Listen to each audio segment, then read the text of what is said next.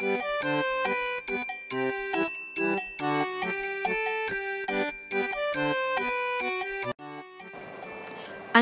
gigi. Secara amnya, gigi mempunyai 3 lapisan. Lapisan yang paling luar ialah enamel, lapisan yang kedua ialah dentin dan lapisan yang paling dalam adalah pulpa yang mengandungi saluran darah dan juga saluran saraf. Selain itu, gigi juga dipegang oleh gusi, ligamen dan juga tulang yang disebut tulang alveolar. Penyakit mulut secara kasarnya ada 2, iaitu karies gigi dan juga penyakit gusi. Plak gigi ialah suatu komuniti bakteria yang melekat pada permukaan gigi. Ia tidak berwarna dan hanya boleh dikesan menggunakan disclosing tablet yang mana ia akan kelihatan berwarna merah jambu. Plak gigi juga boleh dibersihkan dengan mengamalkan pembersihan gigi yang betul. Namun begitu, apabila plak gigi tidak dibersihkan, ia akan semakin menebal dan kelihatan yang pada akhirnya akan mengakibatkan karies gigi dan juga penyakit gusi. Karies gigi, ia juga dikenali sebagai gigi berlubang. Ia terjadi apabila bakteria dalam plak gigi menggunakan gula yang ada dalam makanan untuk menghasilkan asid.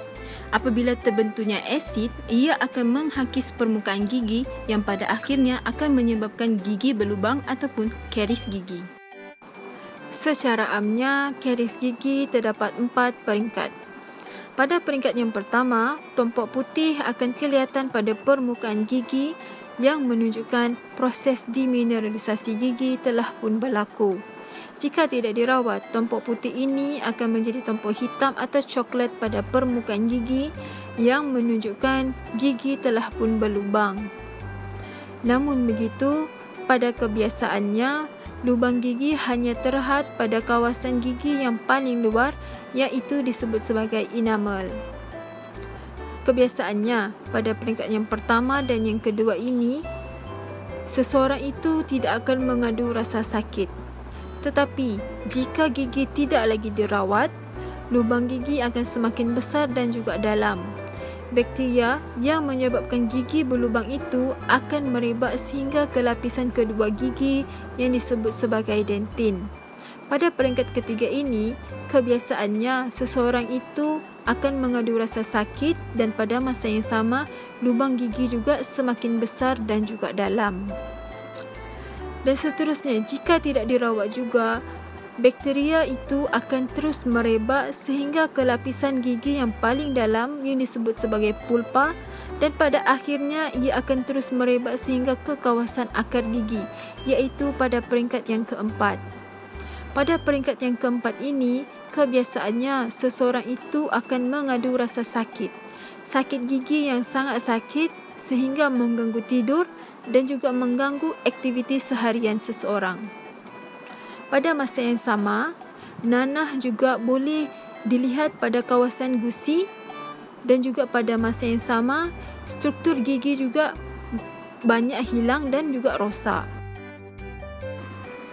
Penyakit gusi ataupun dikenali sebagai gingivitis ialah satu penyakit yang disebabkan keradangan gusi.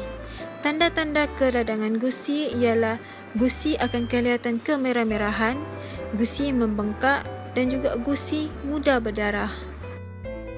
Penyakit gusi akan berlaku apabila bakteria yang terdapat dalam plak gigi menggunakan gula yang terdapat dalam pemakanan kita untuk menghasilkan toksin. Toksin inilah yang akan menyebabkan keradangan gusi berlaku. Apabila keradangan gusi tidak dirawat, ia akan menjadi semakin teruk dan akan menyebabkan berlakunya penyakit periodontal. Penyakit periodontal ini berlaku apabila penyakit gingivitis ataupun keradangan gusi ini tidak dirawat.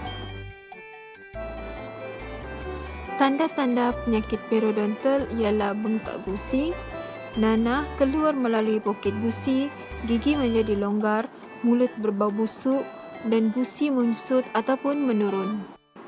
Kesan buruk karies gigi, penyakit gusi dan juga penyakit periodontal ialah sakit gigi, mulut berbau busuk, kehilangan gigi dan senyuman akan menjadi kurang menarik.